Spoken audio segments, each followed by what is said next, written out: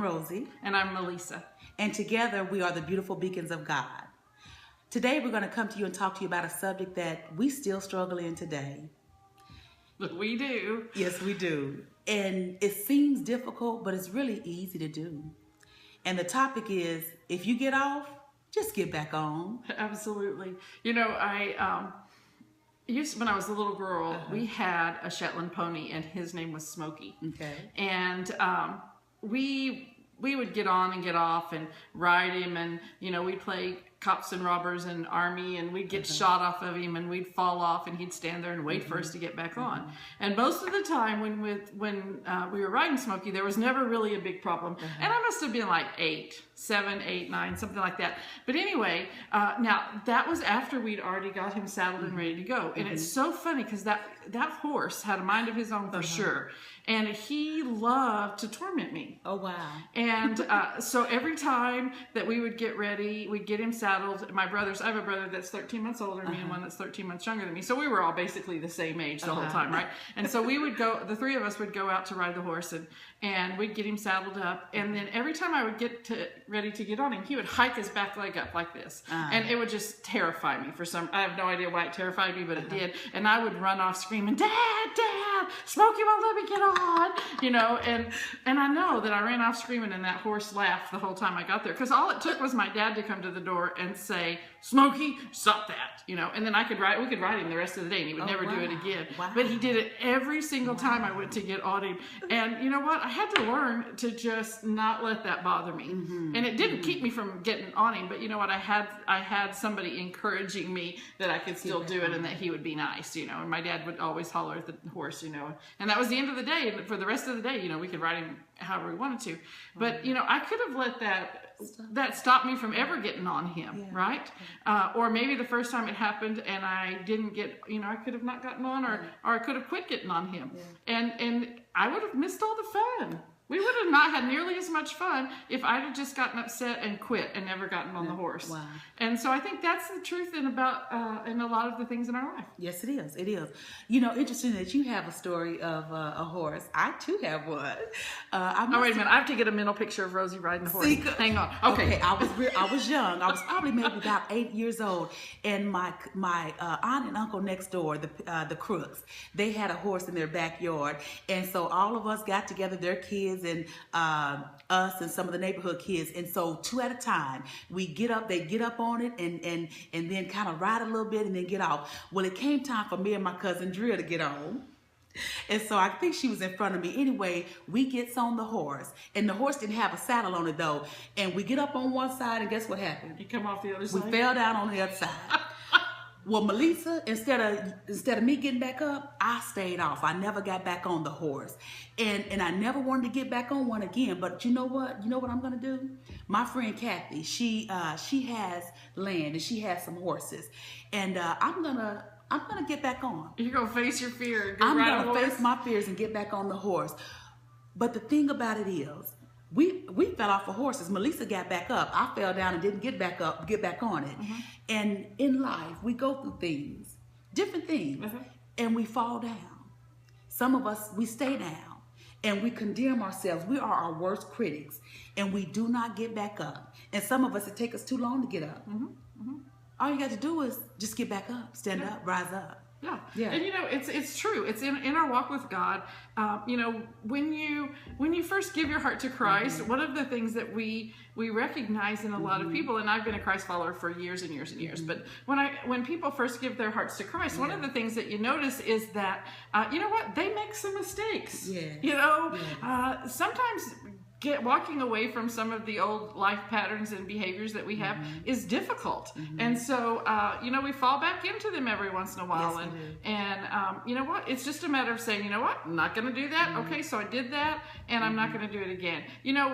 Rosie and I talked about this earlier, so I'm going to bring it up. Go ahead. She's going to be...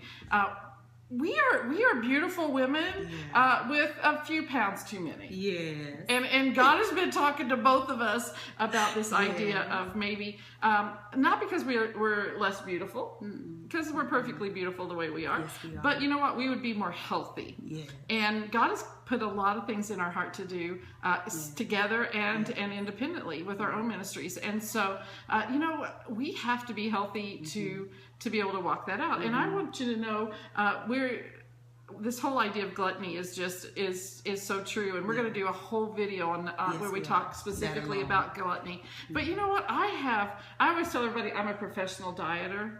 Like, I can lose weight. I know you can't tell that by looking at me today, but I probably lost 2,000 pounds in my life, going up and down and up and down. And it leaves, 70 of it'll leave and it'll come back with friends, and it'll be 80 or whatever, you say friends. Those pounds always come back with friends. Yes, they do. But you know what? We're committing to get back on the wagon, and we're going to try it again. Yes. And while I've not been successful in my life at maintaining it, we're being successful. And Rosie's had some serious success. Yes. And dieting and just becoming more healthy too. It's interesting that you brought it up, because the Holy Spirit, I guess we were just kind of, our spirits were bearing witness, because I was getting ready to bring it up as well. And we're going to actually do a video specifically talking about that, because I think this is something that we as women, and even some men now, are hiding in behind, which is our weight. Okay, and so to me, it's a lifestyle change. 3 years ago, now it happened for me, Melissa, because I worked at OU Medical Center in the ER, and I would see different people coming in and coming out, and their condition got to a debilitating state to where there was no turning back. Where they had lost limbs, where they didn't have to, but because of not changing their lifestyle, it got to that point. And so seeing that and being around that, and not saying that God hadn't been dealing with me, because he had. Yeah, for sure. The weight is just a visual of something underneath that has not been dealt with. And so a lot of times we go through trying to diet and do these different things, but guess what? Unless you get to the root of it, it's going to be there. Well, I allow God to take me, and I had that experience to the root of what my weight issues was. And then being around the other things, that was my motivation to go ahead. Okay, now it's time, Rosie, because I knew it was. And so 3 years ago, I managed to take off, I believe it was 80 pounds. And over the last maybe year, 2 years, maybe year and a half, I've put back on and toggle between 10 and 20. And I would probably say I got maybe 20 back on me right now, just from the looks of things. But you know what? I love me, and I'm not going to hide behind my weight no more. And I'm not going to hide behind anything, and I would show you guys something, but I'm not going to do that. I'm going to ease y'all into this experience. But I did something to my realtor. He was like, okay. And that was the very first time. We had that extra, where we could wave. I don't have, let's don't go there. Let's don't go there. Okay, all right. Yes, I do. So, do you try to hide that? Don't hide, Melissa. Come forth. But we just want, unless you're able to talk about things, and we're not making light of weight issues, but what we are saying is that we can be free. And in freedom, there is liberty. Yeah. And I can rejoice and I can laugh about my experiences and where I've been and where I'm going and even where I'm at right now. And so we're saying, get back up. Because it's time for me to get up. Get back up, okay? And get back on it. It's funny, because I was just thinking about this, because I recently, in the last probably year and a half, have gotten to the point where I can embrace who I am, and because I grew up in a world where being overweight in my family was not okay, and to the point that even when I was a small child, I thought that I was grossly obese when I weighed 140 pounds. So I wasn't. And I know you can't tell by sitting down here, but I'm 5'6", so that's not an excessive amount of weight by anybody's standards, except my family and my dad in particular. And so, but it's just recently that I've been able to talk about the things that and talk about it openly and not be all upset about it. And now I just tell my husband, acres and acres and acres, baby, and they're all yours. Right. and so it's just, it is,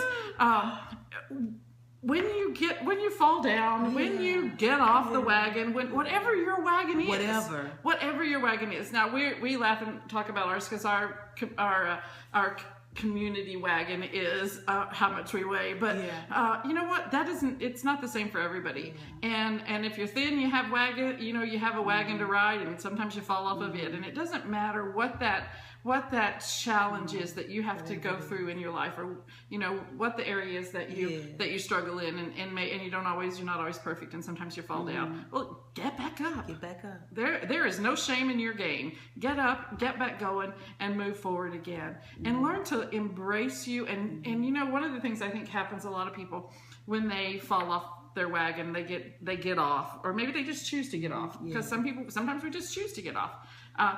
Is that we then get into this blame and shame game, and we this self-loathing thing, and that is so deadly.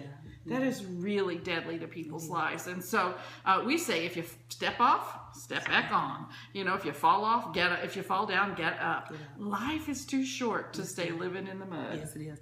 Like Donnie McClurkin say, we fall down, but we get up. We fall down, but we get up.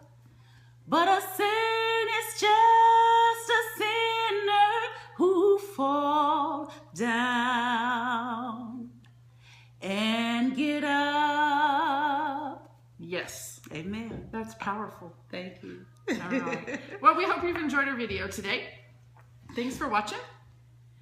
Together, we are the beautiful beacons of God. And so together we're going to say, Go God.